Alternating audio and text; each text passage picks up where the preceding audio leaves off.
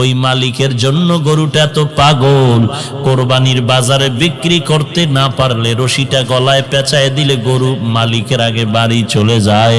গরুটা চতুষ্পদ জন্তু, মালিক বেতন দেয় না, বরং মালিকের থেকে এত বেত্রাঘাত কষ্ট করে নিজের পেটের নিজের শরীরের সমস্ত শক্তির তৈরি করা ভিটামিন দুধ বাচ্চা কেনা দিয়া সব মালিকের দিয়া দেয়। এই মালিকের জন্য এত পাগল গরু, এরপরও মালিক গরুটারে কিছুই দেয় না, বেতের বাড়ি। ওই মালিকের জন্য গরুটা এত পাগল, কোরবানির বাজারে বিক্রি করতে না পারলে রশিটা গলায় পেঁচায় দিলে গরু মালিকের আগে বাড়ি চলে যায়।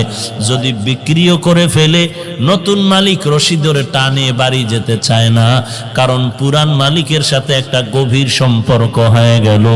এখন 2-3 জনে বেত দিয়া বাড়ি দিয়া এরপর অনেক কষ্ট করে নতুন মালিকের বাড়ি নেয়।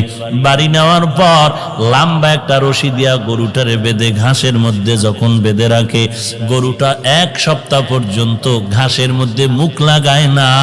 আন্দাজ করে পুরান মালিকের বাড়ি তাকায়া চোখের পানি ফেলে কাঁদতে থাকে।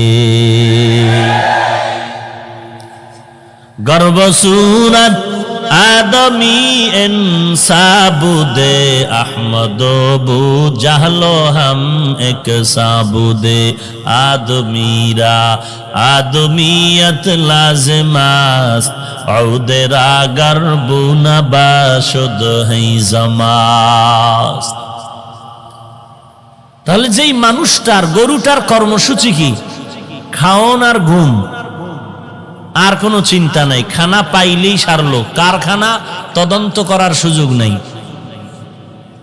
খানা পাইলো আর খাইলো, হাঁটে আর খায়। ঘুম আর খানা ছাড়া গরুটার কোনো কর্মসূচি নাই। তো একটা মানুষকে তো আল্লাহ দুনিয়াতে ঘুমানোর জন্য আর খানার জন্য পাঠান নাই। যেই মানুষটা শুধু খানা আর ঘুম নিয়ে ব্যস্ত, আল্লাহ যে অন্য কোনো দায়িত্ব দিছেনি কোনো চিন্তাও করে না। আল্লাহ পাক বলেন, বান্দা তুই গরুর থেকে খারাপ, কারণ গরুটায় মালিকের বেতন পায় না, এরপরও মালিকের জন্য পাগল। আর আমি আল্লাহ মালিক তোরে খানা দেই, কত কিছু দিলাম, বাতাস আমার, পানি আমার, সূর্যের আলো আমার, চন্দ্রের আলো আমার দেওয়া নিয়ামত পাওয়ার পর একবারও তুই আলহামদুলিল্লাহ শব্দটাও বলে শুকর আদায় করো না।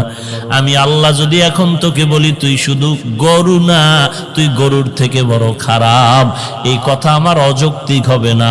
কারণ তোকে আমি আল্লাহ তো সব মাখলুকতের মধ্যে সম্মানিত করেছি, এই সম্মানটা ধরে যদি রাখতে না পারো